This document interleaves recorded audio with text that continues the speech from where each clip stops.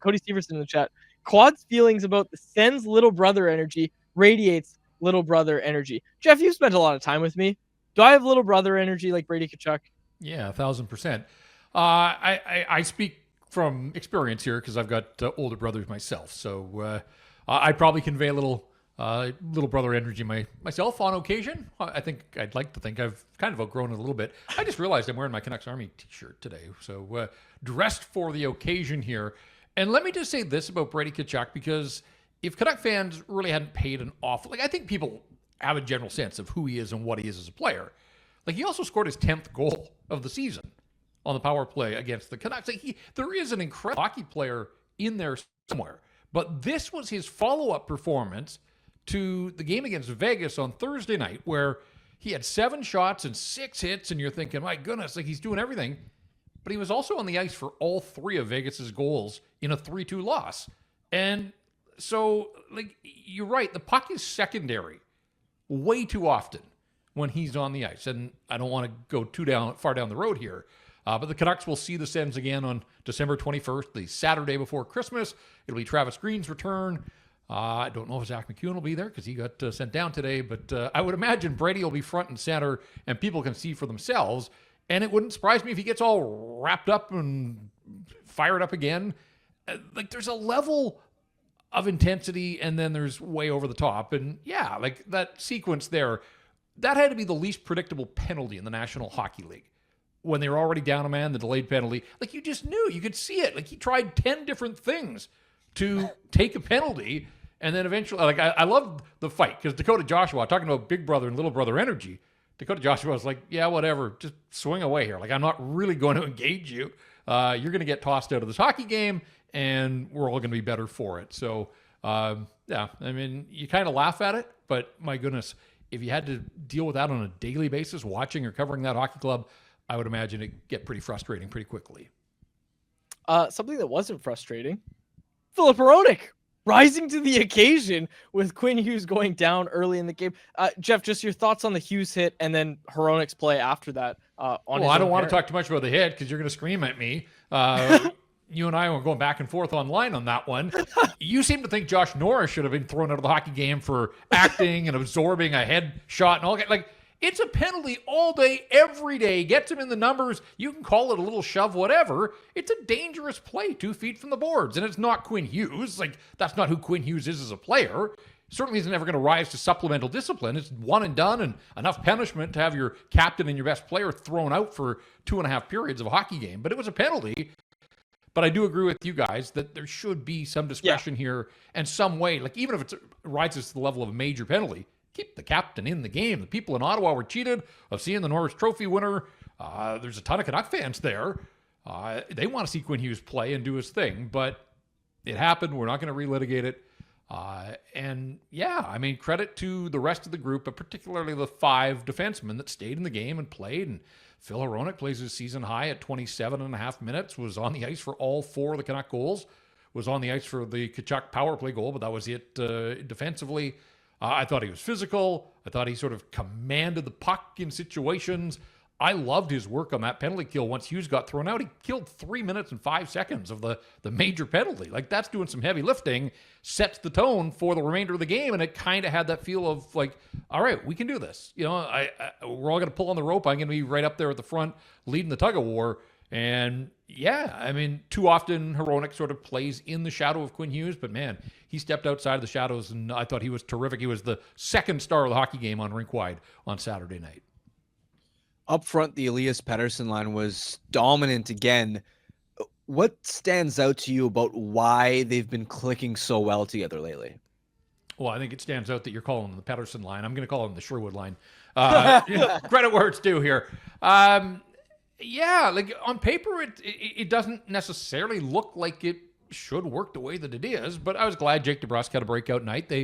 Without Boeser and Miller, they needed somebody to step up, and kind of tired about talking about the fact that, it's just been too quiet around him overall, but nice to see him stand his ground on the power play goal, nifty little deflection there, and then love the work that Sherwood did on his second goal to spin out of the check in the neutral zone, create some separation, and then slide the puck over to DeBrusk, who showed the nice hands that we saw in Los Angeles when he had the time and the space and the poise to outweight the goaltender and score. That was his most recent goal, then didn't score on the homestand. So, yeah, I mean, I think it does. I mean, I was joking about the line name, but it starts with Paterson. Like, he's starting to be more of the playmaker that we've seen him develop into over his time in the National Hockey League, was scoring goals as he kind of came out of his funk. But even like the bank job against Chicago, that's a good bounce, right? But like that's not him doing a ton of heavy lifting there. He got a fortunate bounce, but the one-timer against Nashville. But he was scoring goals. The last couple of games, like that Ranger game, the play that he makes cutting through the neutral zone to set up Sherwood, now we're starting to see him attacking off the rush. Teams have to pay attention to him. And that, to me, all these questions about is he back, I think he's back when other teams are truly locking into Elias Pettersson. And when he's got time and space, can find the guys around him.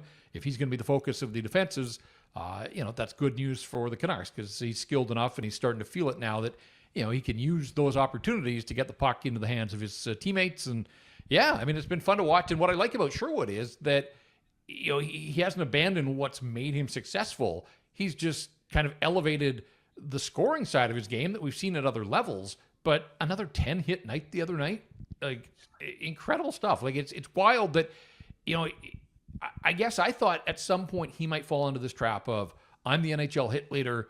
I got to keep this up somehow. I'm going to chase hits all over the ice and get away from doing what I do that's made me successful. And he's just incorporated some offense, the smarts. I love sort of how aggressive he is, not even with the contact in terms of the hits, but just reading the plays, understanding when the hit is there, and he's taking it. And so, you get into Brock. It looks like they're going to get Brock Boeser back in Boston, but like, why would you touch that line in the here and now? I know Tocchet was talking after practice today about puzzles. He has used that one an awful lot, and he's got to find where to put Brock Boeser in the short term because he doesn't want to touch that line that's going so good for him right now. And I think I'd be in the same boat if I was him.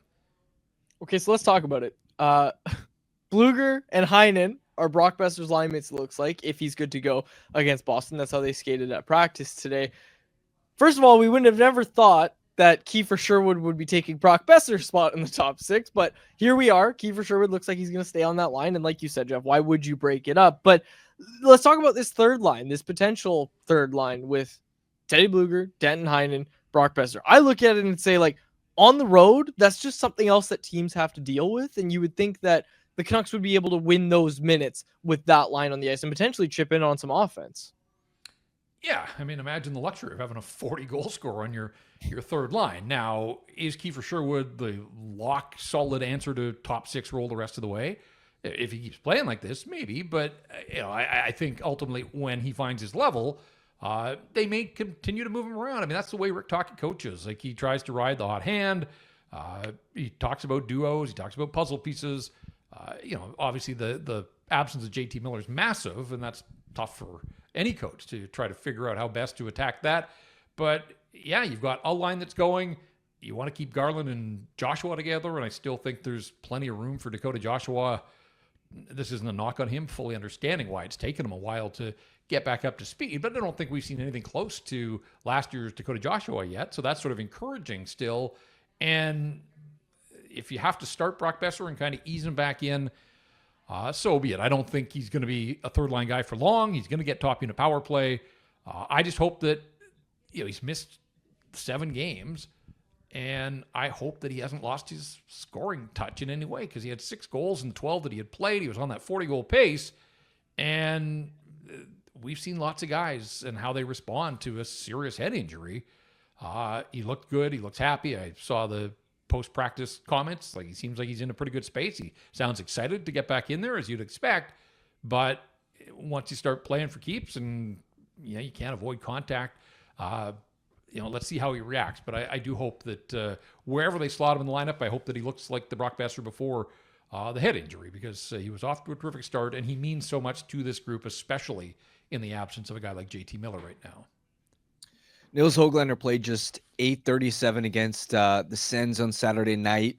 Do you think he could maybe even end up being the healthy scratch if Boeser returns to the lineup?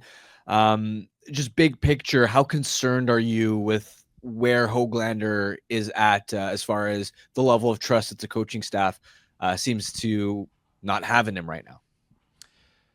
Yeah, I mean, I think he could be a healthy scratch. And I say that just because that always seems to be how it ends up for him. Even in the playoffs last year, after a 24-goal season, he came right out of the lineup on a couple of occasions. It would speak volumes, I think, if Max Sasson stays in and Archie Bains stays in, and you're sitting a guy who was a 24-goal scorer a year ago, but he doesn't seem to be that player in the here and now. I'm not saying that he can't get back to being that guy, but 15 games without a goal, 9 without a point now, 8 shots on goal over those 9 games. Like, there's just zero impact of any kind from Nils Höglander, and he plays 8.5 minutes the other night. Archie Bains played 11.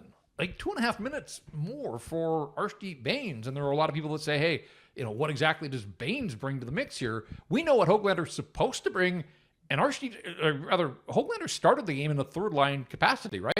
Like, it wasn't like he was chained to the fourth line and not getting much of an opportunity, but he sort of played his way down there now. Extenuating circumstances. He takes the penalty earlier in the hockey game that the Sens score on, and then he gets the double-minder in the Stutzle thing that you guys talked about, which did seem mind-boggling. So there were 6 minutes of penalties, or he took 6 minutes of penalties. They didn't spend the whole 2 minutes in the first one in the penalty box. And I don't think Rick Tocchet would have a huge issue with the way that he stuck up and defended himself after the Stutzle hit. Like, I think Tocchet wants to see that sort of energy from Höglander and be feisty in that way, but ultimately, it's a bottom line business, and we know that the trust between this coach and this player, it wanes. And right now, it really kind of feels like it's at or near an all-time low. Now, he hasn't come out of the lineup entirely, but 8.5 minutes of ice time, you do wonder where it goes next. So I'm going to be curious here. Something tells me that he will stay in and play against Boston, but it also feels like the clock is ticking here towards some sort of punitive measure, and that generally would be a healthy scratch at this level. So it's unfortunate because I think there is a much better player there than he has shown here in the short term, but it's pro sports, and like the NHL's not going to wait for you. Like, you've got to find your game here. And he had success lower in the lineup around this time last year and earned his way, earned a promotion to play in the top 6. And it just doesn't look like that player right now. He's basically, I always refer to it as just wearing the uniform. Like, that's basically, what does Nils Höglander do at the end of the night? Well, he wore the uniform, but there isn't a whole lot much more to his game, and I do want to see that change. Like Louis Eriksson, for another number 21. Well, let's not Don't disrespect Höglander like that. How many goals did he score, Harm? Our running joke, Jeff, is every time Nils Höglander is brought up, Harmon goes, this guy scored 24 goals, or he scored 24 goals. He's a 24-goal scorer. So 24-goal scorer, Nils Höglander. We will see what happens. I feel like you've brought me bringing up the goal scoring more often than I've actually brought up. Chat the goal brought it up. number. Chat brought it up already. Chat brought it up before I even had the chance. Jeff, thanks for this. Much appreciated. We'll chat with you soon. All right. We'll see what they look like against the not so big and bad Boston Bruins tomorrow. Bruins, by the way, and I know you'll spend more time on this tomorrow, but the Bruins are the lowest scoring team in the National Hockey League. That surprised me when I was looking at, obviously they fired a coach, but worst power play in the NHL, lowest scoring team in the National Hockey League. So we'll see if they can rise to the challenge or if they're there for the taking and the Canucks can push the road 7 in a row. They've won 7 straight in a row, a chance to make it 8. If they get this thing to 8, that's 1 off the franchise record. So history in the making this week, perhaps. That'd be wild if this team did that right now with the start that they've had. Jeff, thank you for this. Appreciate it. Okay, guys. Thanks.